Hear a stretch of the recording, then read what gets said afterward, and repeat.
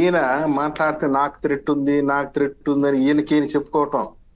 ఈ మధ్య ఒక టీవీ ఛానల్లో కూడా ఒక ఆయన చెప్పాడు 200 మంది షార్ప్ షూటర్స్ వచ్చినారంట అమెరికా నుండి.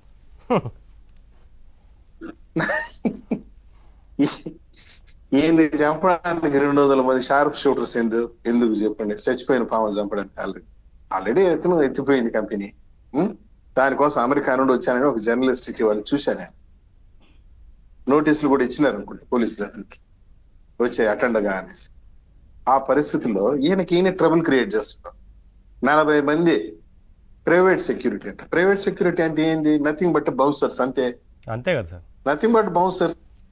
ఇప్పుడు సెక్యూరిటీ గన్మ్యాన్స్ కి there are certain guidelines, manual, వాళ్ళు చేయాల్సిన పనులు, వాళ్ళ డ్యూటీస్, విధి విధానం, ట్రైనింగ్ ఇవన్నీ ఉంటాయి.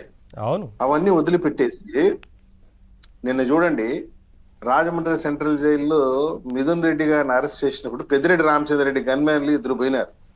2 పోయి దిండ్లు, బకెట్లు, బ్యాషన్లు ఎత్తుకొని పోతున్నారు పెద్దిరెడ్డి రామచంద్ర రెడ్డి. చూసాం మనం. వెంటనే స్టబన్ యాక్షన్ తీసుకున్నారు ఎస్పీ గారు. This is not your duty. Action తీసుకోగలిగింది ప్రభుత్వం. వాళ్ళు చేయాల్సిన డ్యూటీ లేదు, వాళ్ళు చేసిన డ్యూటీ ఏంది. అదే ఈ ప్రైవేట్ సెక్యూరిటీ వాళ్ళు 40 మంది 50 మందిని పెట్టుకుంటే వాళ్ళని ఈ విధంగా కంట్రోల్ చేయగలరా? వాళ్ళు కంట్రోల్ చేయలేరు. గవర్నమెంట్ సెక్యూరిటీ ఉంటే ఇట్స్ ఏ రెస్పాన్సిబిలిటీ.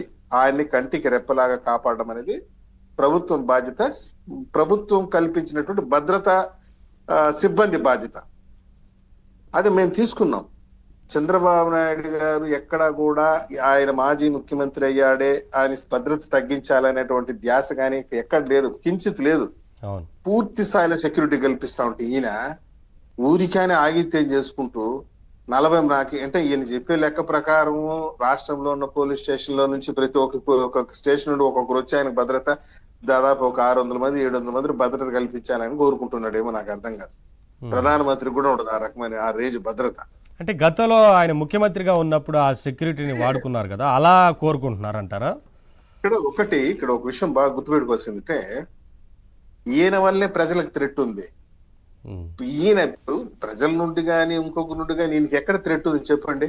ఈయన వల్ల ప్రజలకు థ్రెట్ ఉంది. ఈయన ఎక్కడ పోయినా ప్రజల పైన దండయాత్ర పోయినట్టు, జైల్లో పరామర్శించడానికి పోతే ఆడొక 1000 మంది 2000 మందిని 3000 మందిని తరలించడం, రైతులను పరామర్శించడానికి పోతే 3000 మంది 4000 మంది తీసి మామిడికాయల మండీల మీద పడడం, గుంటూరు మిర్చి యాద మీద పడడం.